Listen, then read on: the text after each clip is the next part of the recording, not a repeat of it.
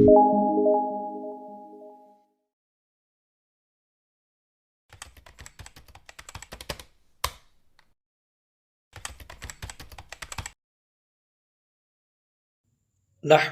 ونصلی علی رسولہ الکریم، بسم اللہ الرحمن الرحیم۔ سامعین محترم، آپ دیکھ رہے ہیں یوپیڈیا چینل۔ ہم آپ کو اپنے چینل پر خوش آمدید کہتے ہیں اور اللہ تعالیٰ سے دعا کرتے ہیں کہ اے اللہ، ہمارے جتنے بھی سامعین ہیں اور ناظرین ہیں، تمام حضرات کو بہترین جزائے خیر عطا فرما۔ اے اللہ، جو مسلمان جس مشکل میں گرفتار ہے تو اپنے حبیب کے صدقے سے ان تمام لوگوں کی مشکلات کو آسان فرما۔ پیارے دوستو، آج جمعۃ المبارک کا دن ہے، بڑا ہی برکتوں والا، رحمتوں والا اور بڑا ہی پاکیزہ دن ہے۔ آج جو عمل، جو وظیفہ میں آپ لوگوں کو بتاؤں گا، یہ اتنا زبردست اور کمال قسم کا وظیفہ ہے کہ یہ وظیفہ کر لینے کے بعد انشاءاللہ آپ کبھی بھی غربت کا سامنا نہیں کریں گے۔ اللہ تعالیٰ آپ کے اوپر اپنی رحمت کے ایسے خزانے لٹائیں گے کہ جس کی حد کا اندازہ ہی نہیں کیا جا سکتا۔ اللہ تعالیٰ آپ کو آپ کی توقع سے زیادہ اور آپ کی حیثیت سے زیادہ اتنا مال عطا فرمائیں گے کہ آپ گنتے رہ جائیں گے۔ پیارے دوستو، یہ الگ بات ہے کہ مال و دولت یہ ہماری زندگی کا مقصد نہیں ہے، وہ تو اللہ کو راضی کرنا ہے، لیکن دنیا میں رہتے ہوئے ضروریات کے درجے میں ہر انسان کی ضرورت ہے۔ اللہ سے ہمیشہ مانگنا چاہیے، اللہ تعالی ہمیں رزق حلال بے شمار عطا فرمائے۔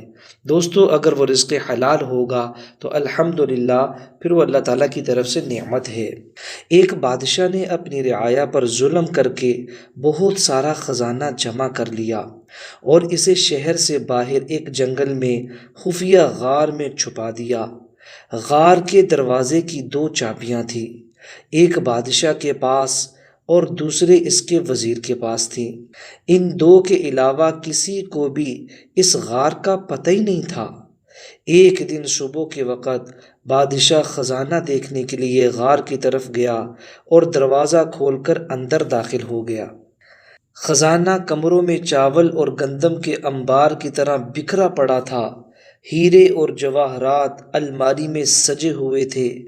بادشاہ نے اس خزانے کو دیکھ کر بڑی خوشی کا اظہار کیا، لیکن آتے وقت بادشاہ غار کا دروازہ ہی بند کرنا بھول گیا۔ اسی وقت وزیر کا اس غار کی طرف سے گزر ہوا۔ وزیر نے جب خزانے کا دروازہ کھلا دیکھا تو حیران رہ گیا۔ وہ سمجھا کہ غلطی سے دروازہ کھلا رہ گیا ہے، اسی خیال کے تحت اس نے دروازہ باہر سے بند کر دیا اور محل پہنچ کر یہ بات بھول گیا۔ جب بادشاہ ہیرے اور جواہرات کا معائنہ کرنے سے فارغ ہوا تو واپسی کا سوچا، لیکن جب وہ دروازے کی طرف پہنچا تو دیکھا کہ وہ تو بند تھا۔ بادشاہ نے دروازے کو خوب زور زور سے پیٹنا شروع کر دیا اور ساتھ ساتھ چلاتا بھی رہا، لیکن اس ویران جنگل میں اس کی آواز سننے والا کوئی نہ تھا۔ وہ واپس اپنے خزانے کی طرف گیا اور ان سے دل بہلانے کی کوشش کرنے لگا، لیکن بھوک اور پیاس کے ہاتھوں مجبور ہو کر وہ پھر دروازے کی طرف گیا۔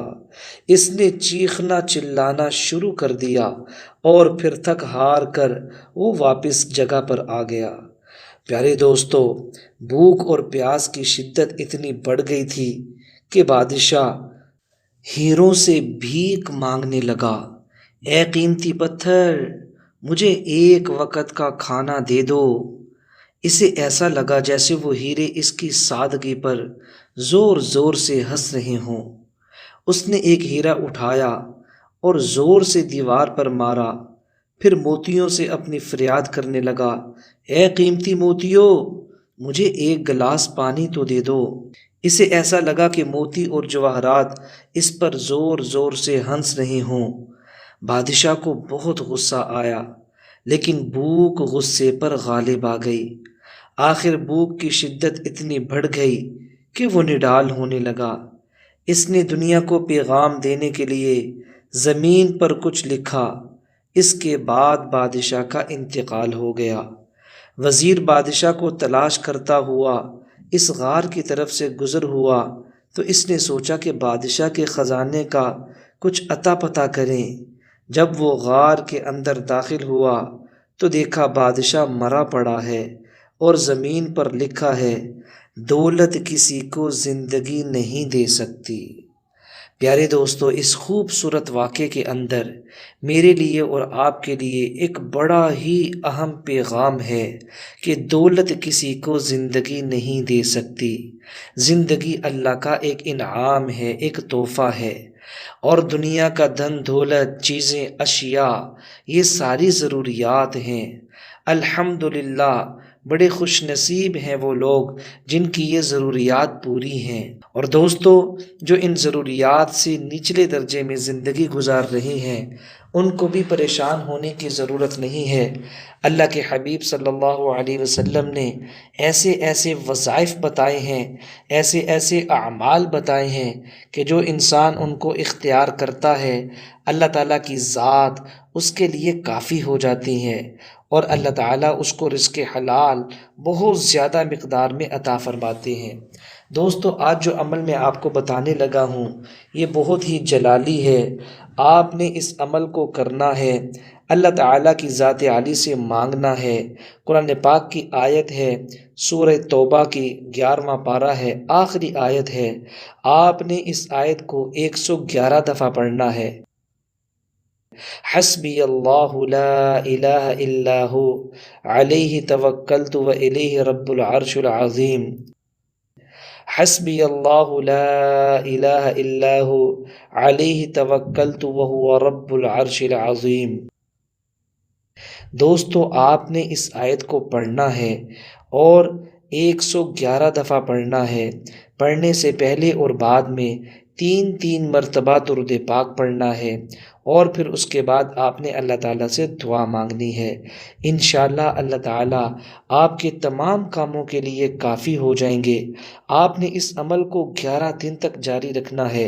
11 دن کے اندر اندر اللہ تعالیٰ کی رحمت کے خزانے بارش کی طرح آپ کے اوپر برسیں گے، اور آپ اتنے خوشحال ہو جائیں گے کہ انشاءاللہ جس کا اندازہ بھی نہیں کیا جا سکتا۔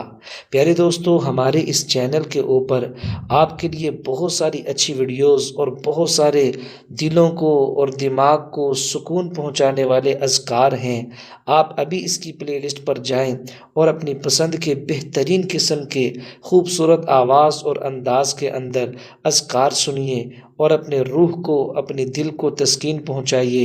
ملتے ہیں انشاءاللہ اگلے وظیفے میں آپ کے ساتھ۔ السلام علیکم ورحمۃ اللہ وبرکاتہ۔ اپنا خیال رکھیں اور اپنے دعاؤں میں ہمیں بھی یاد رکھیں۔